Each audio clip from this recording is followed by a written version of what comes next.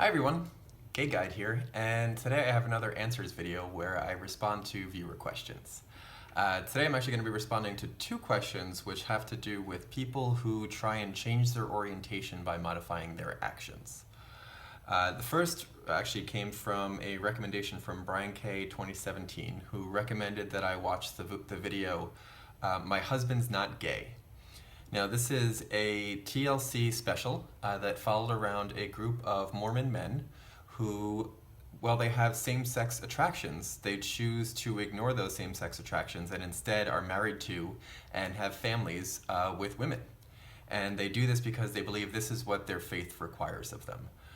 The Mormon religion believes that homosexuality is wrong, and so these men are trying to fight their homosexual thoughts and feelings, and instead are trying to be straight by acting straight. And really, the whole video made me sad.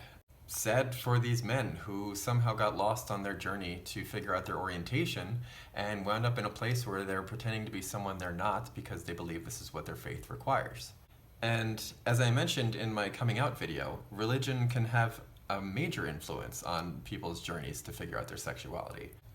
And this is a case where someone's religious beliefs are so strong that they believe they have to be someone they're not in order to satisfy their requirements of their religion.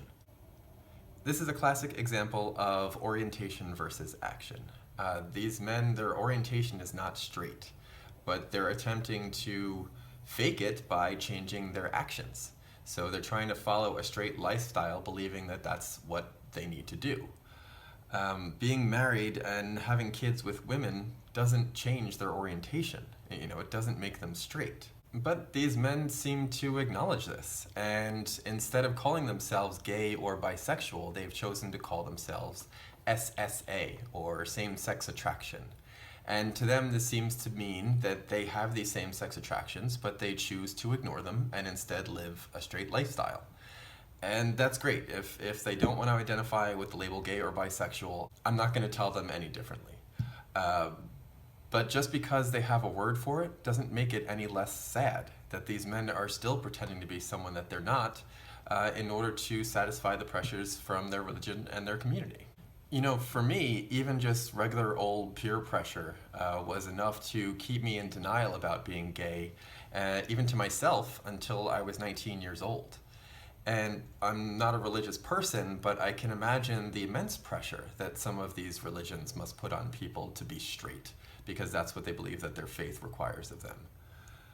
So it's definitely understandable that some of these men choose to follow this path because this is the easiest way to resolve their conflict between their orientation and their faith.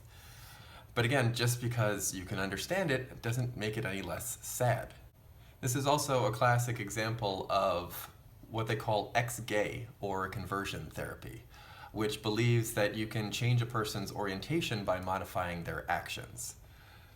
Now, this practice believes that if you simply deny your homosexual thoughts and feelings and act in a straight manner, if you do that hard enough, you can eventually become straight. Time and time again, we've seen how this practice fails, and ultimately a person's orientation shines through. The practice itself has been declared barbaric and ineffective by all major psychological institutions. And that's the real harm in this video, that it gives kids the belief that they may be able to fight their homosexual thoughts and feelings and live a straight lifestyle in order to meet the requirements of their religion and their community. But ultimately, they're going to fail, and they're going to realize that they've wasted years of their lives pretending to be someone they're not. To quote the gay men that they met in the clothing store in the video, "If you like guys, then just like guys."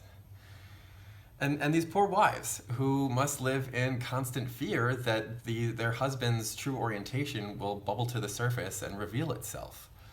And I hope this is the case, whether it's in a week or a year or 10 years from now. I hope these men eventually realize they can't keep pretending to be someone they're not.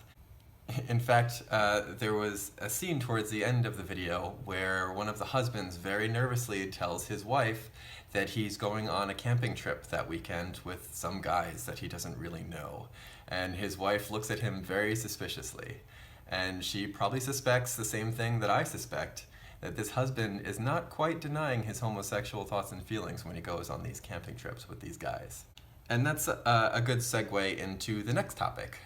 Terry Lynn had asked me what my thoughts and feelings were on down low men.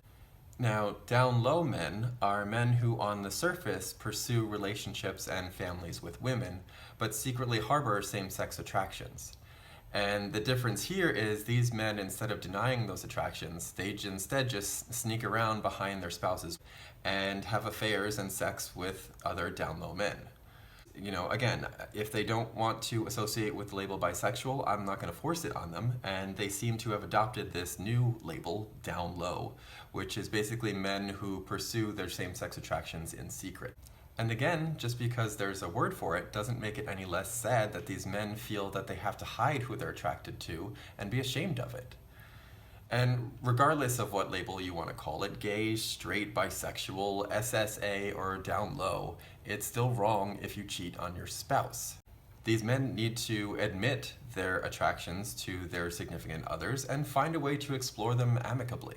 Unfortunately, this probably means the end for a lot of those relationships, but ultimately I think that's better than constantly living a lie. In the end, I think any attempt to change someone's orientation by modifying their behavior is doomed to failure. We've seen this in case after case, time and again, that these attempts always fail.